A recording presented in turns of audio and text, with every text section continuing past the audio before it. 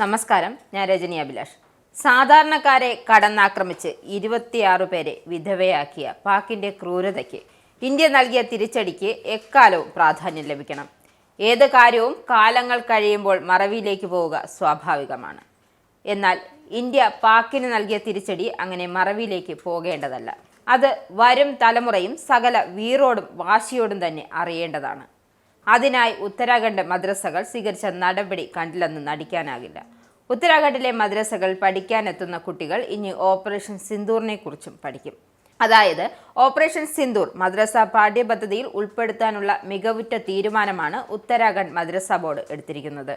മദ്രസകൾ പഠിക്കുന്ന കുട്ടികൾ ദുഷ്ടരാജ്യമായ പാകിസ്ഥാന് ഇന്ത്യ നൽകിയ തിരിച്ചടിയെക്കുറിച്ച് അറിയേണ്ടത് അത്യാവശ്യമാണെന്നും ബോർഡ് ചെയർമാൻ മുഫ്തി ഷാമൂൺ ഹാസി പറയുന്നു. ഉത്തരാഖണ്ഡിലെ മദ്രസകളെ മുഖ്യധാരയിലേക്ക് കൊണ്ടുവരാനുള്ള തങ്ങളുടെ ശ്രമത്തിന്റെ ഭാഗമാണ് പാഠ്യപദ്ധതിയിൽ ഓപ്പറേഷൻ സിന്ദൂർ ഉൾപ്പെടുത്തിയത്. മദ്രസകളിലെ വിദ്യാർത്ഥികൾ ദേശസ്നേഹം വളർത്തുക എന്നതാണ് ആത്യന്തികമായ ലക്ഷ്യം. ഓപ്പറേഷൻ സിന്ദൂർ എന്താണെന്നും അത് എന്തുകൊണ്ട് ആവശ്യമാണെന്നും കുട്ടികളെ പഠിപ്പിക്കും. പകൽഗാമിലെ നിരായുധരായ സഹോദരങ്ങളെ കൊലപ്പെടുത്തിയവരെ പാഠം പഠിപ്പിക്കേണ്ടത് ആവശ്യമായിരുന്നു. ഞായറാഴ്ച പ്രതിരോധ മന്ത്രി രാജ്നാഥ് സിംഗുമായി ഖാസ്മി ഡൽഹിയിൽ നടത്തിയ കൂടിക്കാഴ്ചയ്ക്ക് പിന്നാലെയാണ് ഓപ്പറേഷൻ സിന്ദൂർ പാഠ്യപദ്ധതിയിൽ ഉൾപ്പെടുത്തുന്ന കാര്യം പ്രഖ്യാപിച്ചത്. ഇന്ത്യയെ തകർക്കുക എന്ന ലക്ഷ്യത്തോടെ എത്തിയ പാകിസ്ഥാനെ അടപടലം തകർക്കുകയായിരുന്നു. അടിക്ക് തിരിച്ചടി എന്നതാണ് ഇന്ത്യയുടെ നയം. അതുകൊണ്ട് തന്നെ എല്ലാ വിധത്തിലും പാകിസ്ഥാനെ പൂട്ടിക്കൊണ്ടായിരുന്നു ഇന്ത്യയുടെ തിരിച്ചടി. സിന്ധു ജല കരാറിലും കയറ്റുമതിയിലും സാമ്പത്തികത്തിലും എല്ലാം ഒന്നടങ്കം പാക്കിനെ പൂട്ടിയിരുന്നു. പാക്കിന്റെ 6 വ്യോമതാവളങ്ങളെ തകർത്ത് തരിപ്പണമാക്കി. ഒടുവിൽ കരഞ്ഞ് നിലവിളിച്ച പാകിസ്ഥാനോട് ഇന്ത്യ കരുണ കാണിക്കുകയായിരുന്നു. ഇന്ത്യയുടെ അടുത്ത് ഒരു അടവും ചെലവാകില്ല എന്ന് മനസ്സിലായതോടെയാണ് പാക് ഇന്ത്യയുടെ കാല് പിടിച്ചത്. എന്തായാലും പാക്കിന്റെ കാല് പിടിക്കൽ കണ്ടൊന്നും ഇന്ത്യ അടങ്ങില്ല. ഓപ്പറേഷൻ സിന്ദൂർ തുടരുക തന്നെ ചെയ്യും. ഇതിന്റെ ഭാഗമായി ഇന്ത്യ 40,000 കോടി രൂപയുടെ ആയുധങ്ങൾ വാങ്ങുന്നു. സായുധ സേനകൾക്കുള്ള അടിയന്തര ആയുധ സംഭരണ അധികാരം വഴിയാണ് വെടിക്കോപ്പുകളും ഡ്രോണുകളും വാങ്ങുന്നത്. ആവശ്യമെങ്കിൽ കൂടുതൽ തുകയും അനുവദിക്കും.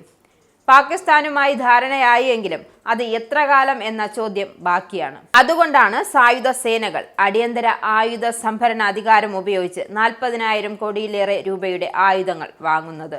കാമിക്കാസെ ഡ്രോണുകൾ, നിരീക്ഷണ ഡ്രോണുകൾ, പീരങ്കി ഷെല്ലുകൾ, വ്യോമ പ്രതിരോധ സംവിധാനങ്ങൾ, ദീർഘദൂര സ്മാർട്ട് വെപ്പണുകൾ, വിവിധ തരത്തിലുള്ള റോക്കറ്റുകളും മിസൈലുകളുമാണ് ഇന്ത്യ വാങ്ങുന്നത്.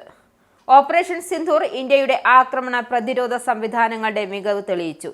സൈനിക ബലാബലത്തിലെ ഈ മേൽക്കോയ്മ തുടരാനാണ് വെടിക്കോപ്പുകളും ഡ്രോണുകളും വ്യോമ പ്രതിരോധ സംവിധാനങ്ങളും വാങ്ങുന്നത്. ദീർഘദൂര ലോയിറ്റിംഗ് മ്യൂണിഷനുകളുടെ മികവ് പാകിസ്ഥാനുമായുള്ള സംഘർഷത്തോട് ഇന്ത്യക്ക് ബോധ്യമായി. പ്രതിരോധ മന്ത്രി അധ്യക്ഷനായ സംഭരണ കൗൺസിലാണ് അടിയന്തര സ്വഭാവത്തിൽ ആയുധങ്ങൾ വാങ്ങാൻ അനുമതി നൽകിയത്. ആനന്ദ മീഡിയയുടെ പ്രേക്ഷകരിൽ ഒരാളാകണ്ടേ?